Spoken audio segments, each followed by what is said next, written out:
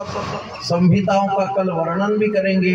आप सभी से निवेदन है, आप बड़े प्रेम से कथा श्रवण करने के लिए पधारें। और यह कथा विश्वेश्वर संहिता से जो प्राप्त होती है वो सब पुराणों का अंश मिलता है। उसके अंदर लिंग पुराण, अग्नि पुराण, वामन पुराण, वराह पुराण, स्कंद पुराण, वायु पुराण, ब्रह्म पुराण, ब्रह्मांड पुराण, शिव पुराण, विष्णु पुराण, ब्रह्म वैवर्त पुराण, भविष्य पुराण, स्कंद पुराण, भागवत पुराण, श्रीमद् देवी भागवत महापुराण, अग्नि पुराण, वायु पुराण, वामन पुराण, मत्स्य पुराण, कूर्म पुराण, वराह पुराण आदि पुराणों का वर्णन करके 4 लाख श्लोक होते हैं टोटल। इसमें से श्रीमद् भागवत पुराण और गरुड़ पुराण, विष्णु पुराण और शिव पुराण और लिंग पुराण सबका अंश लेकर के यह शिव पुराण सृष्टि क्रमण के अंदर वर्णन में आया है। इसकी 7 संहिता अलग अलग बांटी गई है। 7 संहिता में 7 प्रकार के अलग अलग विषय बताए हैं। आज जो हमने कथा सुनी है, पुराण की महिमा सुनी, महात्मा सुना है। जो शिव पुराण सुनता है वो समस्त पापों से मुक्त हो जाता है।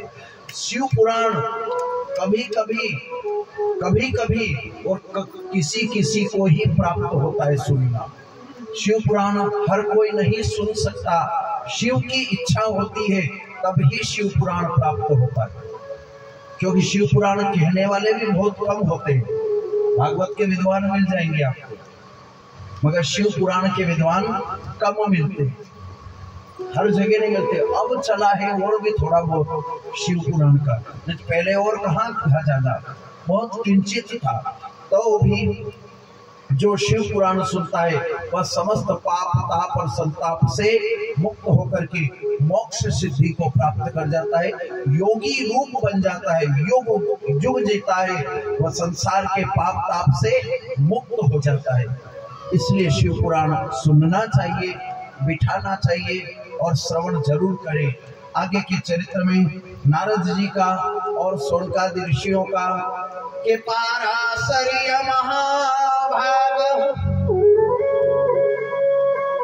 भवत कच्चिदात्मना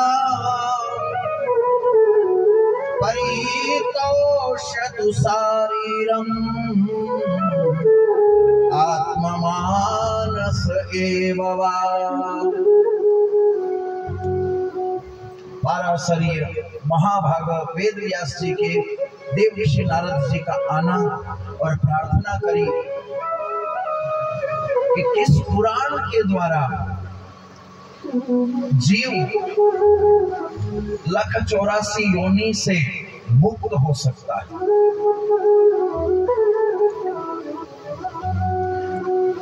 श्री वेद व्यास जी महाराज ने नारद जी को आसन पर बिठाया और आसन पर बिठा करके बड़े प्रेम से शिव पुराण का वर्णन करते हुए कहते हैं कि श्री शिवाय नमस्तुभ्यं नमस्तुभ्यं हरीश्वर आख्यास्ते महाभागन् गृह्यतां परमेश्वर।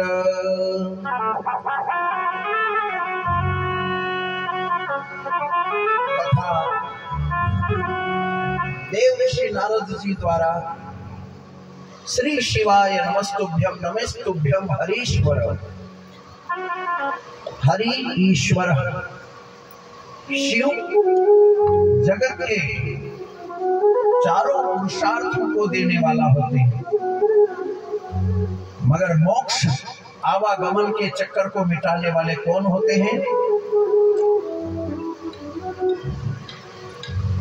श्री ठाकुर जी मोक्ष को देने वाले श्री ठाकुर हैं। पदार्थ देने वाले सबके डिपार्टमेंट अलग अलग।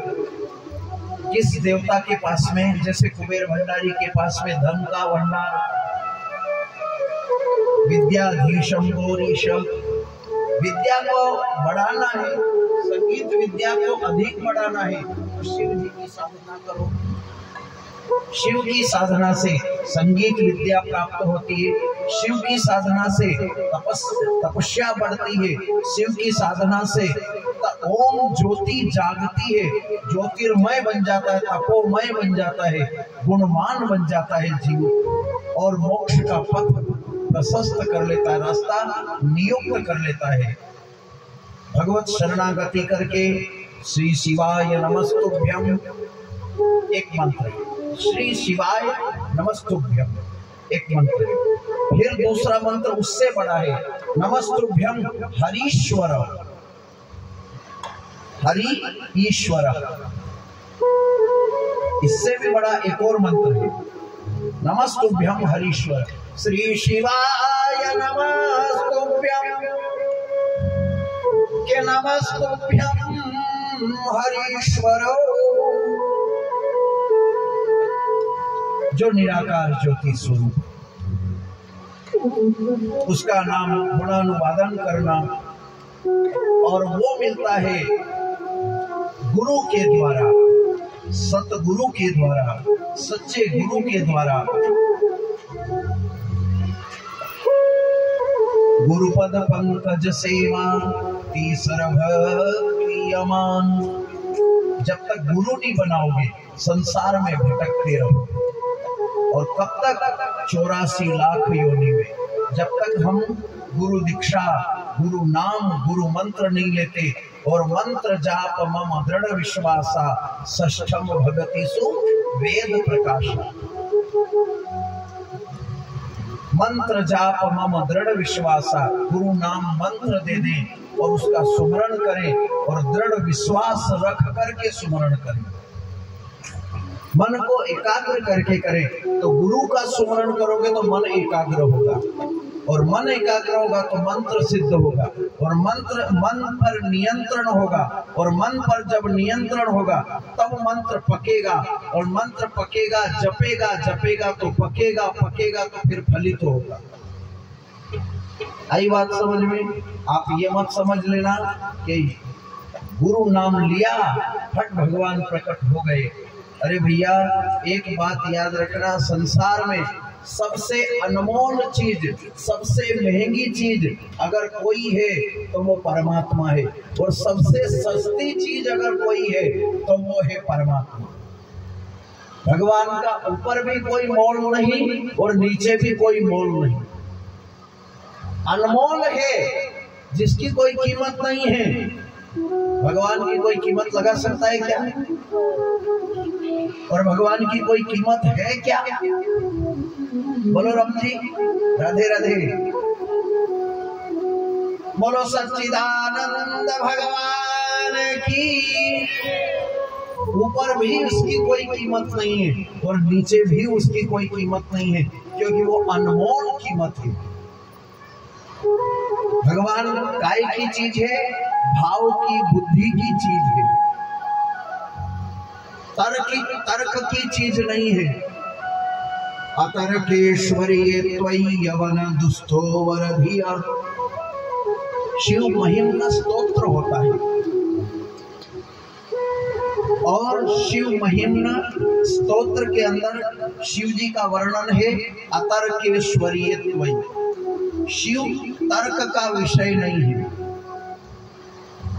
सोचने का विषय नहीं है, बुद्धि का विषय और आत्मा का चिंतन का विषय है शिव।